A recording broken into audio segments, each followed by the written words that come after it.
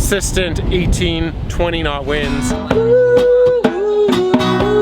We would sail directly through the central Philippines and hit up some of the best spots. It's not that busy here. We got one little friend here. It's this funneling effect that causes the wind to speed up and create awesome kiteboarding hotspots. You just gotta find what you want. Pick your little piece of heaven.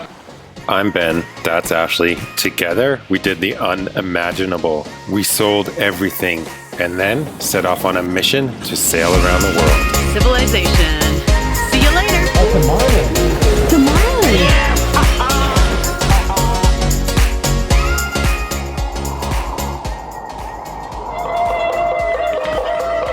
28 countries later and over 25,000 nautical miles, we are only halfway around the world.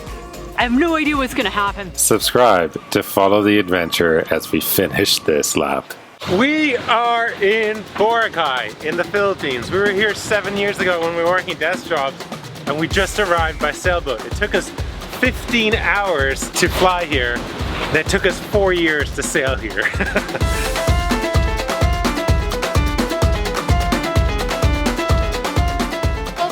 This is gonna be an interesting, and of course the sun's just setting because we went far today. It's been a lot of travel, man. We're happy to be here. We're gonna just take it easy now for a few days. The Philippines is a huge country, and it's unique in the sense that when the northeast trade winds hit the coastline, they have nowhere to go. So they're forced between islands, valleys, and mountains. It's this funneling effect that causes the wind to speed up and create awesome kiteboarding hotspots. Being on a sailboat, we would sail directly through the central Philippines and hit up some of the best spots, including Boracay, Sico, Cuyo Island, and some virtually undiscovered locations closer to the Calamine Island group. Okay, I think I got a bunch. Thank you. So this is the leeward side of Boracay. It's where all the people are. We're only allowed to anchor right here where there's kind of like the play zone apparently where they do donuts around us. It's a happening place. Boracay Island is a travel hotspot. It's easy to get to with an airport nearby, and as a result, it can be really busy. But there's more to it than that. See, Boracay essentially has two sides. One being the windward, where the kite surfers hang out, and the other being the leeward, where, well... It's insane here. It's totally crazy. It's way crazier than it was 7 years ago, and it's like overrun with people. Still a freaking beautiful beach, and you just carve out your little piece of paradise. And if you don't want to be around too many people, you walk hell and gone down to that end where our boat's anchored. You just gotta find what you want. Pick your little piece of heaven. So all of Boracay shut down for 6 months. I think it might have been even longer. And what's happened is they're starting to rebuild some of these houses. They're rebuilding the sewage system, and I think the electrical system as well. So a lot of kite schools have shut down, and there's only a few kind of left. It's not quite as packed as it was, which is actually kind of amazing. It's been awesome kiting here. Way less people than the last time we're here, which I kind of think was kind of nice.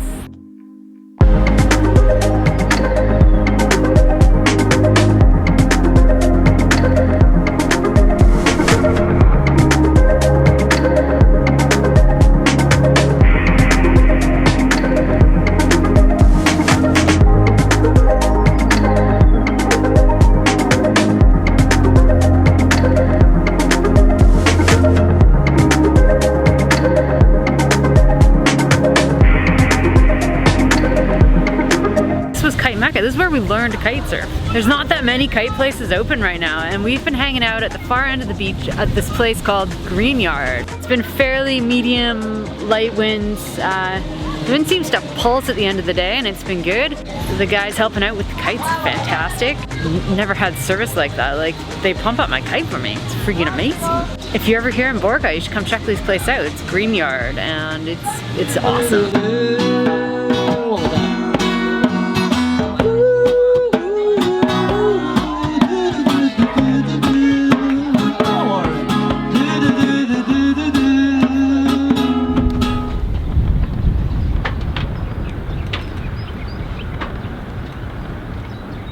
Time to come to bed? 3:30. Were you out partying in Boracay? No, I was working. The glorious life of a YouTuber. So that's a wrap for Boracay. We are out of here. Can't get to shore that easy. It's a tough thing. We've been parking our dinghy right there, but it's been a lot of fun. There's gorgeous beaches here and the kiting was fantastic. It's a super cool place. It's just, I think next time I visit here, I think I'd like to do it from land. It's just easier, man. Like, it's just easier. It's been swell. On to the next place. Sico Island was next on our hit list. A tiny little sandspit with not much shelter and no infrastructure. Live, and we are going fast today. Let's headed to this little island called Cuyo Island. We're not sure if we can overnight there. It's pretty small, it's just a sandspit. No one lives there. See if we can get some shelter behind it with the big boat and then kite. Hells yeah, we're gonna try kiting in this. It's like 20 knots, this is awesome. And board kite, it's windy, but this area is meant to be even just a bit windier because for some reason it pumps through here.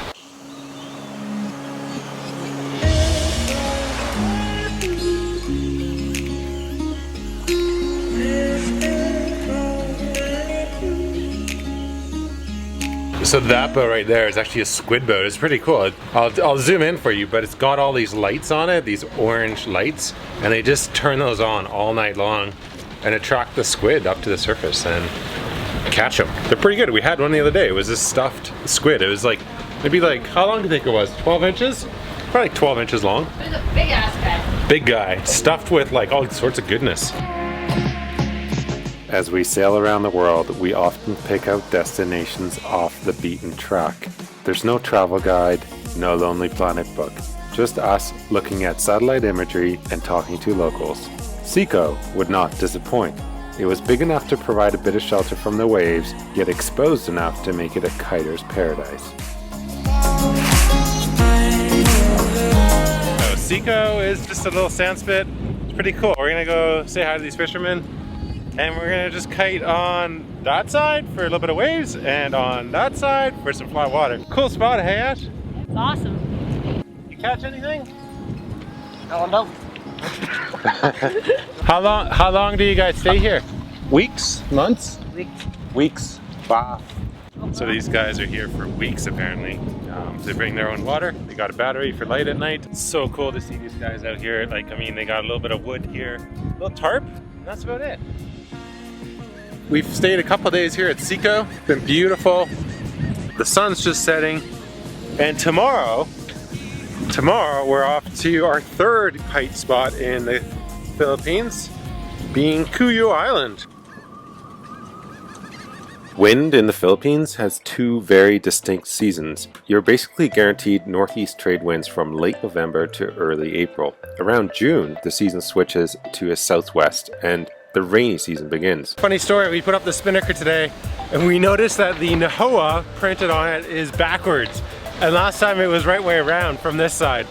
So I guess the spinnaker is reversible, like inside out undies? I don't know, we should probably ask Precision Sails. We're just cruising downwind right now in the trades, the northeasterly trades, to an island called Cuyo. Cuyo is renowned for its excessive wind. We're just reading a report, 20 to 35 knots is what they're getting there, and we're gonna go kite. But it's gorgeous out today. We've had some of our best sailing in the Philippines.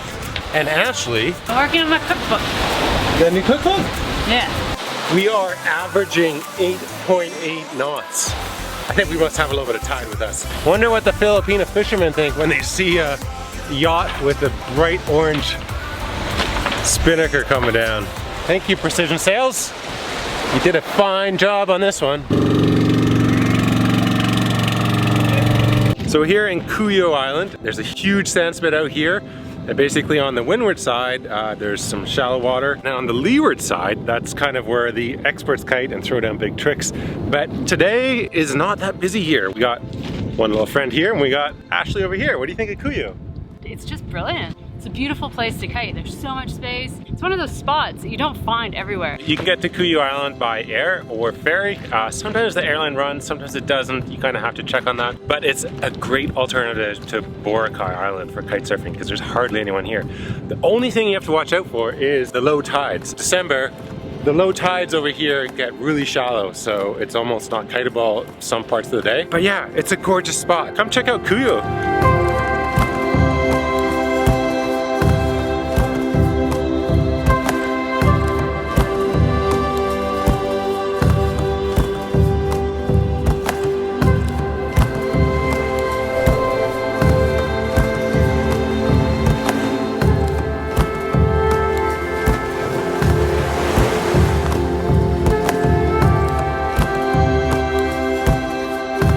It was time for us to head a bit further north and check out the Calamine Islands. Little did we know, we were about to stumble into the most spectacular kite spot we have ever seen in our travels.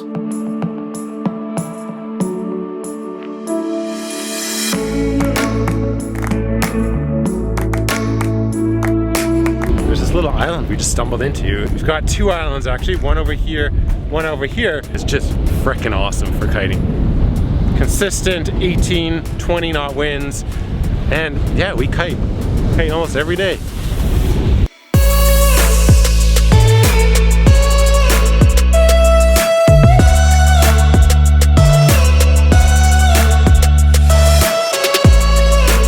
Sometimes when you travel off the beaten path, you really discover some hidden gems, and this was one of them. A beautiful pool to play in with crystal clear water, pumping wind, deep water for foiling, shallow water for learning, and some waves to boot. The best part may be that a tiny kite resort has popped up on its shores, run by some fellow sailors who've decided to settle down and set up shop. Open air accommodations and a fridge full of cold beer. I'm not sure what more you could want in life.